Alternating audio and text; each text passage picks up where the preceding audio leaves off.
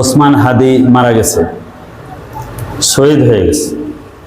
কারণ অন্যায়ভাবে যে মজলুমান মৃত্যুবরণ করে, ইসলামের সংজ্ঞায় সে শহীদ। ইসলামের সংজ্ঞায় কি? শহীদ। এই ছেলেটাকে যারা মারছে তার কোনো ক্ষতি সে করছিল? তাহলে মারাটা অন্যায় হয়েছে না? এই অন্যায়ের মৃত্যু কি? শহীদের মৃত্যু, শাহাদাতের মৃত্যু। সে প্রচলিত যে দুর্নীতির যে সমাজ, দুর্নীতির যে ট্যাবু, এটাকে ভাঙতে চেয়েছে, তার প্রতিবাদ করেছে, তার বিরুদ্ধে সে কথা বলতো। সে দুর্নীতি এবং অনিয়ম, ফেসিবাদ, স্বৈরতন্ত্র, এগুলোর বিরুদ্ধে জোর গলায় কথা বলতো। এই কথা বলার কারণে কায়েমি স্বার্থবাদীদের সে শত্রু হয়ে গেছে। আবার কিছু মানুষ তার সাথে সম্পর্ক থাক বা না থাক, তার বক্তব্যে, কথায়, এই তেজদীপ্ততায় তার পক্ষ এবং ভক্ত একটা শ্রেণী সৃষ্টি হয়েছে। বলেন ঠিক না বেঠিক?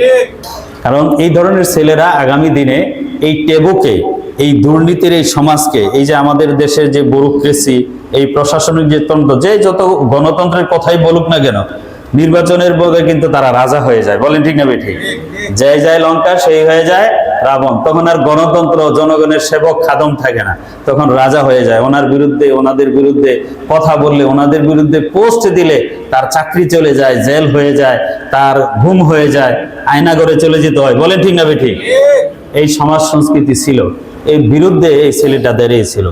ভারতের যে হেজিমনি প্রভাব, তার বিরুদ্ধে সে একটা আইকনে পরিণত হয়েছিল।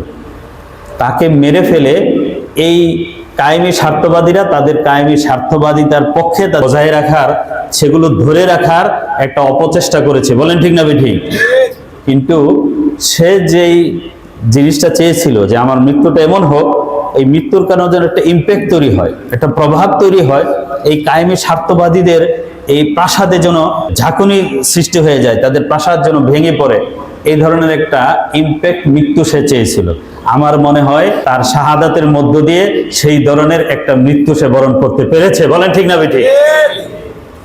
সুতরাং হাদিকে মারার দ্বারা হাদি মরে যায় নাই, এই এক হাদির মৃত্যুর দ্বারা লক্ষ হাদি ঘরে ঘরে জন্ম নেবে। বলেন ঠিক না বেঠিক?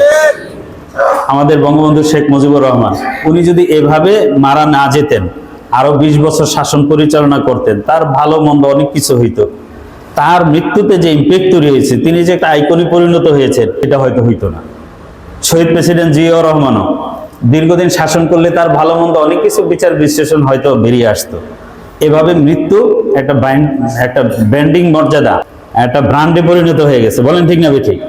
তেমনি ভাবে হাদি কিন্তু অন্যায়ের প্রতিবাদকারীদের একটা আইকনে পরিণত হয়েছে। সুতরাং তার মৃত্যু যে ইম্প্যাক্ট তৈরি করেছে, এই ইম্প্যাক্টের ধাক্কায় কায়েমি স্বার্থবাদীদের প্রাসাদ ভেঙে পড়বে আগামীতে ইনশাআল্লাহ। বলেন ঠিক না বেঠিক? এই ব্যাপারে একটা ঘটনা ছিল, এখন কিভাবে বলবো। বনি ইসরাইলের সময়ে, ঈসা আলাইহিস সালামের জামানায় এক ছেলে ছিল এরকম, আসহাবি উখদুদ। এটা আগামী জুমায় আমার মনে হয় বলতে হবে। একটু বলি শুধু ঘটনা। তাকে মারার রাজায় অনেকভাবে চেষ্টা করছে, কোনোভাবেই পারে না। সে পাহাড় থেকে ফেলে মারতে চেষ্টা করছে, সেখানে পাহাড় দইসা তার সৈন্য মরে গেছে, সে মরে নেই। সাগরে ডুবে মারতে চেষ্টা করছে, নদীতে ডুবে তার সৈন্য মরে গেছে, সে মরে না, কোনোভাবেই মারতে পারে না। তখন সে বলছে, তোমার রাজত্বে সব মানুষ জমা করো, আমি একটা পদ্ধতি বলে দিব, ওই পদ্ধতিতে যদি মারো তাহলে মারতে পারবা। আমার কোষ থেকে একটা তীর নিয়ে তুমি বলবা বিসমিল্লাহি রাব্বি হাযাল গোলাম, এটা বলে যদি তীর মারতে পারো তাহলে আমি মরবো। তো ঠিক তাই করা হলো। যখন বিসমিল্লাহি রাব্বি হাযাল গোলাম বলে তীর নিক্ষেপ করা হলো, হাদির তীরটা যেখানে বিচ্ছে, তফসিরে কোনো জায়গায় এই জায়গার কথা আছে যে কান আর মাথার মাঝখানে, সেখানে তীরটা লেগে যায় এবং সাথে সাথে যুবকটা মৃত্যুবরণ করে। এবং মৃত্যুবরণ করাকে সে চেয়েছিল যে অন্যভাবে মারা যায় না, আল্লাহ বাঁচালে মারা যায় না, আল্লাহর নামেই মারলে মারা যায়।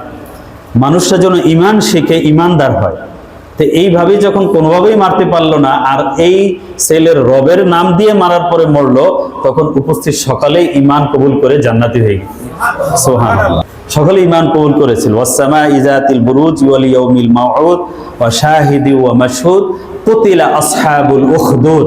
এই সূরাতুল বুরুজের আসহাবুল উখদুদের ব্যাখ্যায় পড়ে দেখবেন, এই বিস্তারিত এখানে ঘটনা আছে। সবাই মুসলমান হয়ে তাদের করছে। যাই হোক, তার এক মৃত্যুতে পুরা দেশের মানুষ কি হয়ে গেছিল? ঈমান কবুল করে মুসলমান হয়ে গিয়েছিল।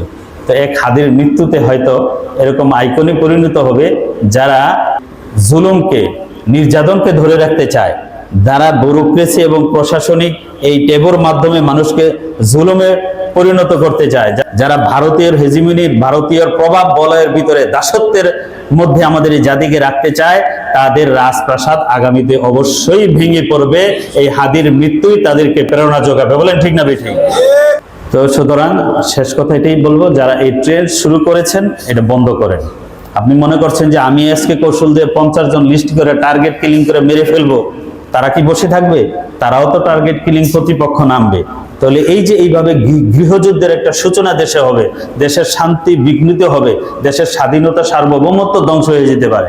সুতরাং এটা যারা শুরু করেছেন এখানেই বন্ধ করেন, আর চালু করেন না। এই দেশকে জাহান্নাম বানায়েন না, এই দেশকে অশান্তির এবং গৃহযুদ্ধের দিকে ঠেলে দিয়েন না, সিভিল ওয়ারের দিকে ঠেলে দিয়েন না।